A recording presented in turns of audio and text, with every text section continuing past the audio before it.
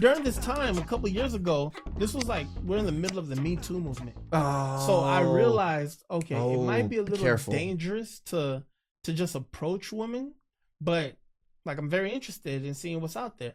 So I'm on the dating apps. Now, some red pill guys will say dating apps are for simps and suckers, but actually there's a piece of the game I want to give the young guys out there and guys my age out there also. There's safety in using a dating app. Don't get played, don't get suckered, don't be cash-apping a chick that you've never met. Don't be But, simping. right, to be able to have a catalog of messages to say, hey, we both actually liked each other and we both actually met and it went on from there, that helped. But also, I never even thought about it, in that does. sense. It does. Like, never take advantage of a woman, of course, and women stop taking advantage of that. but that helps. But also, that builds your confidence to actually do the approaching in real life. Because, man, my confidence went so high up, my confidence went so high up that I'm at a point now where I'm just in the supermarket and I'm like, hey, like I always had this gift of gab. Yes. But again, me and you have a very similar gift. Yeah. But because of, the Christian upbringing and that kind of thing, which there's nothing wrong with, I only really dealt with 2 women before I got married, which I would never recommend. I don't even. And that doesn't mean fornication, that you have to fornicate with a lot of women, but you should date and get to know a woman. I agree. You're not easily taken by the first woman who gives you some interest.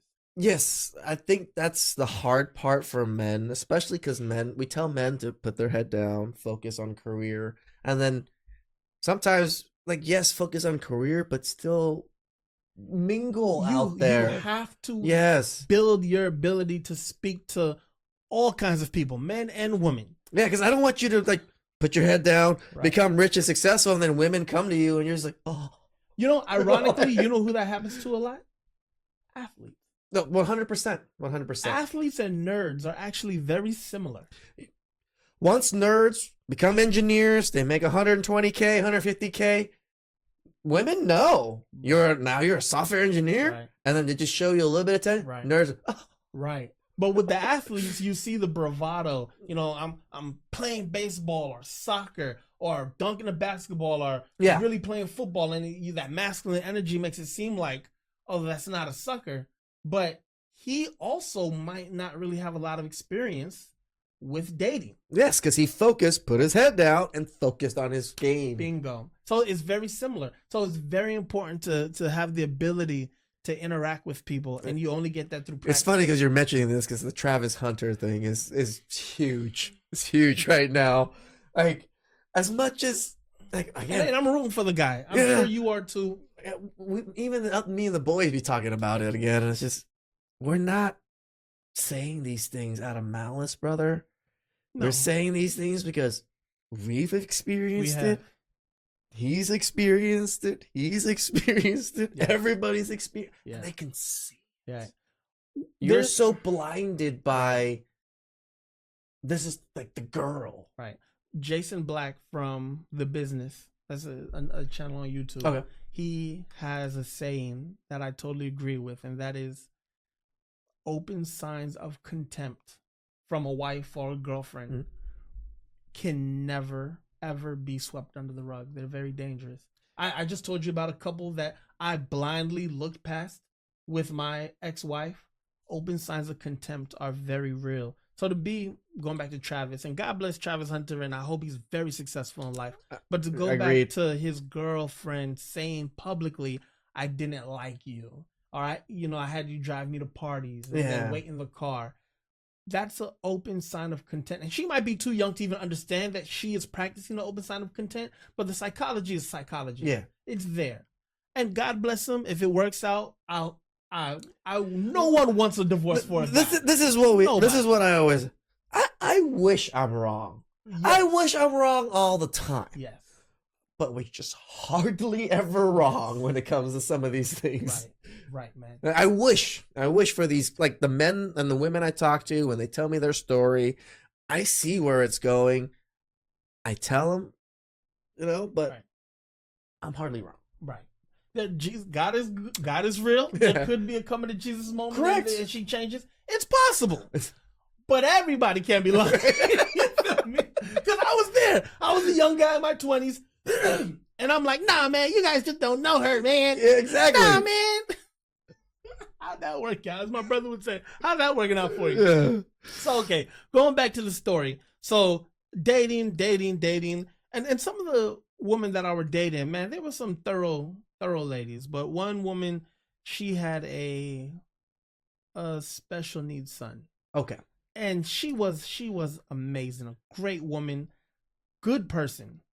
But I knew I didn't have the capacity, especially now maybe my heart was jaded, I don't know, but I didn't have the capacity to have that in my life. She really wanted to have a serious relationship with me, and she treated me very well, but I had to end things. I mean, we talk about the single mother. It's a difficult It thing, is. especially with a special needs Right. child. Like the man is for attention, and provision is a Yeah. little bit different. It is. You know? I So, can't say enough that how decent of a person she was. yeah. And God bless her. And this is what I said.